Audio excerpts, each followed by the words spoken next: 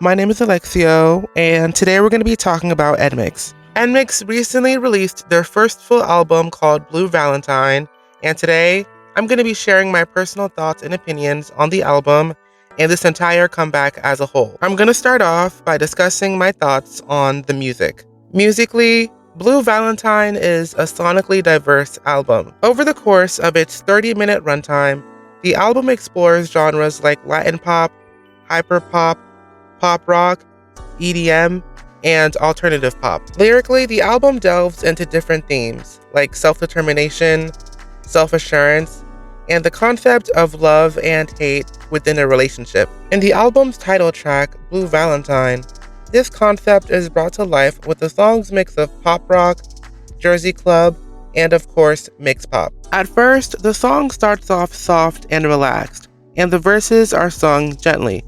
But then the pre-chorus slows down the tempo and then gradually increases it just in time for the chorus. The song then explodes into a pop rock chorus that feels sentimental, emotional, and happy despite the sad lyrics. The change in tempo perfectly represents the coldness and the warmth that can be present in any relationship.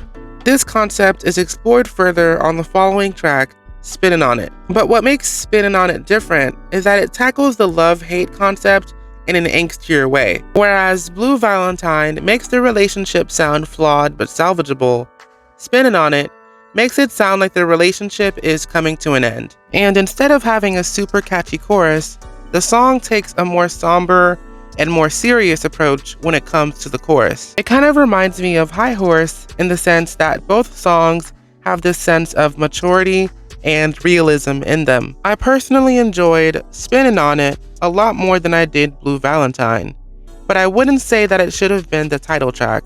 I think it works fine as a B-side. The rest of the album is a mixture of sweet love songs and songs about staying true to oneself. Songs like Reality Hurts and Game Face talk about the group's commitment to being divergent and their unwillingness to release easily digestible and safe music. Phoenix and Podium are about the group's perseverance and their resilience in the face of life's biggest challenges. Rico blends elements of Latin pop with the group's signature mix pop style to create a fun dance track that's reminiscent of their other Latin-inspired songs, like Sonar Breaker and their debut song, AOTY. Speaking of AOTY, the album also includes 2 new versions of the song, a Baila version and a superhero version, both of which the group have already performed at a previous fan meeting. Personally, I didn't really like the addition of these 2 songs because 1, we've already heard them years ago,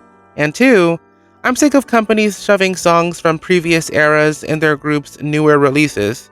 But moving on, the remaining songs, Crush on You, Adore You, and Shape of Love, fit the album's overall theme perfectly. And if I ignore the last 2 songs on the album, Shape of Love acts as the perfect conclusion.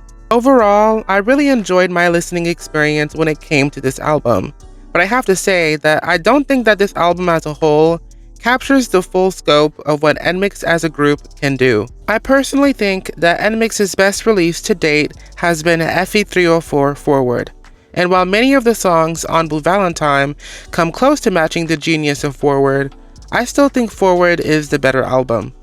Maybe in a few months I'll change my mind and reconsider, but right now, those are my thoughts on the album. The music videos for this era were really interesting, and there were a lot of subliminal messages and hidden imagery that I had to go back to and rewatch to uncover. I liked the creative direction of this era, and I like how this comeback had its own webtoon. The styling kind of disappointed me this era, and I felt like we didn't really get any standout looks.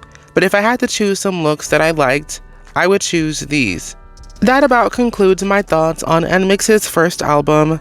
This is my personal track ranking and a list of my favorite songs. Let me know what your favorite songs were in the comments. Make sure you like the video, subscribe, and thanks for watching. Bye!